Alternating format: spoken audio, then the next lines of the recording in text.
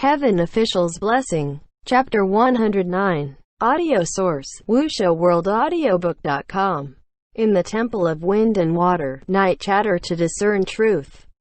If Mingyi really wanted to fudge the test, he could very well answer ambiguously or pretend to joke. However, he answered the first two questions simply and succinctly without any tricks. So the last answer should also be the same, otherwise it would be out of Mingyi's character, which would also prove that he wasn't normal. Xie Lian and Mingyi stared at each other calmly. A moment later, Mingyi finally spoke. He used a tone that was no different than the last two times he responded.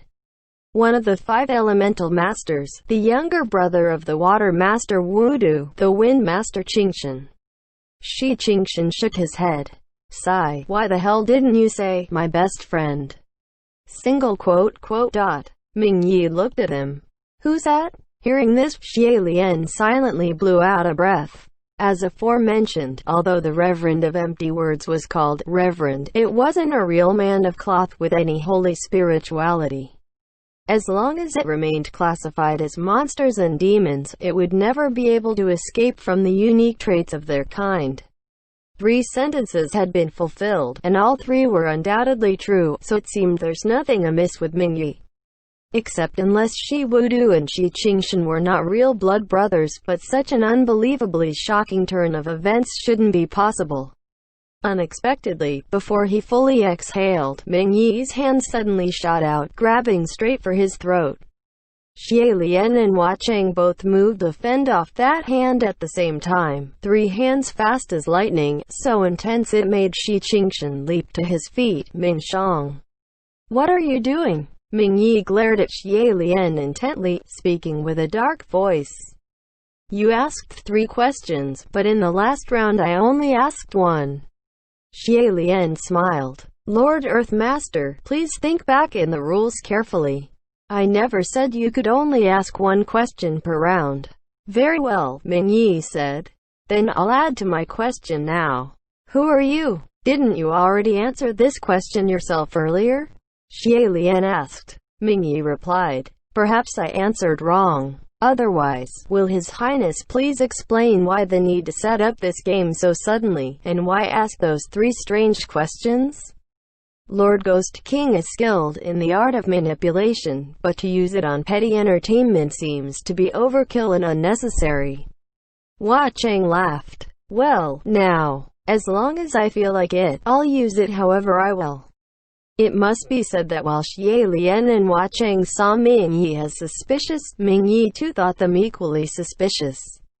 From the moment Mingyi suddenly struck, they had spoken through their lips, and stopped using the spirit communication array. Shi Qingshan didn't know what they were arguing about, but he didn't dare remove his earplugs rashly either, so he could only say, Stop, I order you all to stop right now and tell me what happened.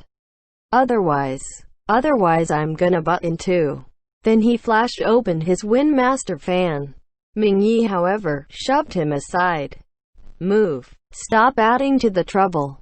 Just then, a sudden eerie breeze blew past, and the flames of the small campfire the four surrounded quivered with the airy wind, dancing wildly. Silhouettes and shadows illuminated by the flames flickered madly, such that even the 2 one male one female divine statues on the altar seemed to be smiling but not, crying but not, exceedingly creepy. Mingyi then dragged Shi Qingshan up and said, alarmed, something's here. Shi Qingshan was first shoved by him head first to the ground in a heap and now was dragged up abruptly. He was dizzy and seeing stars. Ming Shang, can you please be nicer to me? No time, Mingyi said. Xie Lian had been watching and staring at the 2 statues and suddenly said, look at their eyes.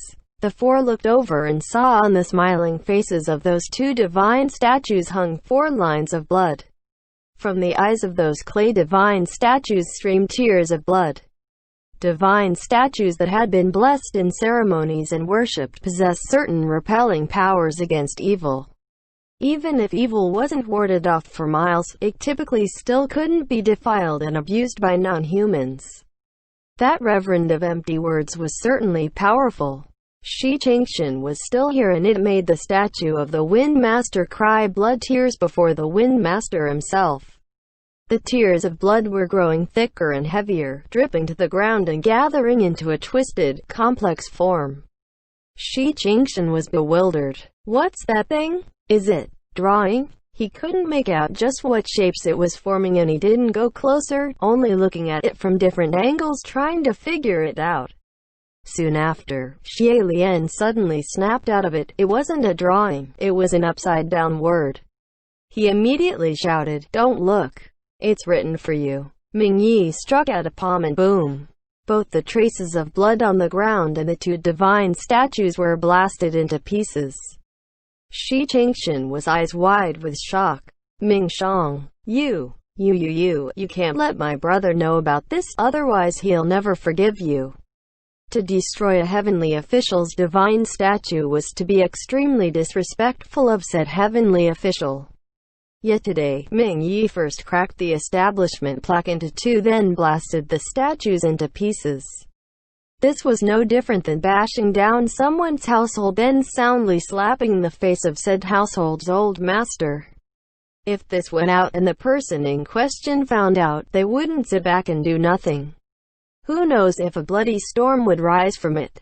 Just then, Xie Lian inadvertently turned his head and suddenly noticed the plaque that they broke earlier and properly set aside had characters that weren't quite right. That establishment plaque had a blue base and golden letters with the words, "Temple of Wind and Water," but now the words had turned into twisted, bloody red shapes, seemingly forming the word, "Death." In a blink of a second, he covered Shi Qingshan's eyes and yelled in the spirit communication array, "Close your eyes." "What now?" Shi Qingshan shouted back. "Nothing. But the words on the establishment plaque of your temple have changed too. That creature knows you can't hear anymore, so it's changed to writing," Xie Lian explained. "The hell?" Shi Qingshan exclaimed. "Now I can't hear anything nor see anything. Am I not both deaf and blind?" Xie Lian let go of his hands and said, "Don't worry, just calm down. We're here for you." Ming Yi grabbed hold of Shi Qingshan's back collar and dragged him aside. Shi Qingshan still had his eyes closed and he put his palms together as in a prayer. So reassuring. Just as the words left his mouth, there was suddenly a huge noisy commotion that came from just outside the rundown temple. Black blurs crossed Xie Lian's eyes, and the next moment, there was a large rowdy crowd of people howling like devils, and they poured in like blackened tide. The crowd was truly full of bizarre strangeness, weird forms and monstrous shapes. Some had decapitated heads, some were hanged, some had large blades piercing their skulls, some had their abdomens cut open. All sorts. Shi Qingshan couldn't hear and couldn't see, but instinctively sensed the footsteps all around were disorderly and chaotic, and in the ruckus he was also pushed around a couple times. He asked in the spirit communication array, bewildered, "What's going on? What's come? Why are there suddenly so many people?" "It's nothing major," Xie Lian said.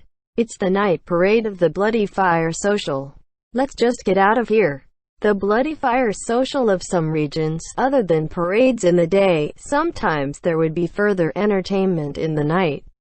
Not only did the parading performers want to get their fill of scaring people, many common people also had the urge to do the same, thus, they would imitate the eerie makeup of the Bloody Fire Social and use the dark of night to come out and scare others. Unfortunately, the four of them seemed to have run into such a group of night cruisers. This rowdy crowd of ordinary common people didn't have the same realistic, intricate makeup as the parading troops, but they were nevertheless formidable due to sheer numbers, and was quite the sight to behold. Especially with the dimmed skies, their appearances were exceedingly ghastly. Thus, towns that had such after-hours entertainment on the night of Bloody Fire Social, the locals would all lock up tightly, keeping indoors. Those night cruisers had been wandering about for some time, and when they finally saw there were people inside the broken shrine, they were quite excited as if they spotted prey, and in an instant over 50 of them charged in, overcrowding that small temple. The four of them were drowned in the pandemonium. Xie Lian kept looking back but could only see Hua Cheng, who was still next to him, never more than 2 steps away, and the other 2 were pushed more than 7 to 8 feet away. He shouted, "Everyone, let's get out!" However, among the night cruisers, some were purely there for fun, but there were others who were shrewd small merchants there specifically to scam some money from tourists who had come from afar to watch the bloody fire social.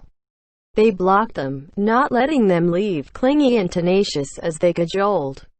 "Young masters, grant us some rewards. We work so hard to dress up. If you had fun, then grant us some rewards. Yes, it ain't easy for us either, and this is only a once-a-year thing. If you don't reward us, watch out for the old demon master who'll come haunt you." Since this whole affair had nothing to do with him, Hua Cheng only watched from the side, not a single bit anxious, so when he heard he only laughed out loud. "Well now, I like to see what kind of demon dare come knocking on my door." Just then, as Xie Lian swept a look at the crowd, he suddenly saw at the edge a pale-faced hanged ghost who was just smiling creepily as it wrapped a rope around someone's neck. Although it was riotous all around and everyone was covered in blood, their faces askew, endlessly enacting "You kill me, I kill you, you're now dead, I'm now dead." And oftentimes there'd be someone whose wail and fall, hard to differentiate the real from the fake. Still, Xie Lian's instincts told him that person wasn't right, and he threw out his arm. Rui flew out and struck that hanged ghost squarely on the head. Sure enough, that hanged ghost wailed and turned into a wisp of black smoke, fleeing through a small crack in the ground. No one around noticed, but Xie Lian saw everything clearly. He warned in the spirit communication array, "Everyone be careful. Something's here mixed within." Compared to earlier, there seemed to be an added cloud of evil within the Temple of Wind and Water. It naturally wouldn't be the Reverend of Empty Words but some little minions that came from who knows where. Having enacted ghosts for so long, there would for sure be a day real ones be attracted. To have them show up right now, it really was adding oil to fire. There really was too many people, too much chaos in the temple, heads knocking heads, feet stepping on feet, too difficult to determine just who that essence of evil came from. Xie Lian grabbed Hua Cheng and ran out of the Temple of Wind and Water. He was about to ask after the others but found he didn't have enough powers, that his power was almost depleted and couldn't enter the spirit communication array. In that moment of urgency he turned to Hua Cheng. "San Lang, lend me a bit of spiritual power. I'll pay you back later." Of course, his "I'll pay you back later" was nonsense. He had never been able to pay back any powers he borrowed. "All right," Hua Cheng said, then extended his hand to hold Xie Lian's. Xie Lian could faintly feel warmth passing over, and it just so happened a few bloody individuals came running out of the temple straight for him. The last one behind, who was dropping innards as he ran, his face full of livor mortis, setting off a faint demonic aura, and without thinking, Xie Lian raised his hand to blast a shot from his palm. A booming sound like that of an explosion was heard, and at the same time, a blinding white light flashed. It was only after a good moment before Xie Lian came to. The place where that ghost with the cut belly was mixed with the crowd had only a mound of black ash-like residue. As for the Temple of Wind and Water before them, the entire rooftop was blown away. The rioting night cruisers in the temple were all stilled, frozen in shock from that booming sound and that white light. Xie Lian raised his head to look at that Temple of Wind and Water with a missing roof, then looked down at his own hand before finally slowly turning his head back around to look at the Hua Cheng standing behind him. Hua Cheng smiled at him. "Ain't that enough?" "It is," Xie Lian said. "Actually, really, just a little bit would have been fine." "That was a little bit," Hua Cheng said. "Do you want more? You can have as much as you want." Xie Lian immediately shook his head. Before, he had also borrowed spiritual power from Shi Qingshan, Nanfeng, and others, and they lent it very generously. However, Xie Lian had never experienced such a feeling, as if all the blood in his veins had turned into electricity and was charging throughout his body. If it's said the powers he borrowed from before had to be economized and saved, taking one bite at a time, afraid to waste it, then now, he felt like he could eat one full bowl and throw away 10 others and it wouldn't be a problem. The powers Hua Cheng passed onto him was too great, filling his entire body, to the point where Xie Lian was almost afraid to move, scared that with just a wave of his hand, something else next to him was going to explode. Using the temporary calm of their surroundings, he hurriedly entered the spirit communication array and asked, "Lord Wind Master, where are you? I've left the temple but I didn't see you." "Ugh, my god," Shi Qingshan groaned inside the spirit communication array. "Your Highness, why did your voice suddenly turn so loud?" "I left the Temple of Wind and Water too." Xie Lian lowered a bit of the power and replied, "Sorry, I'm having some trouble controlling it." "How did you leave? Are you alright?" Shi Qingshan had his ears plugged and eyes closed right now.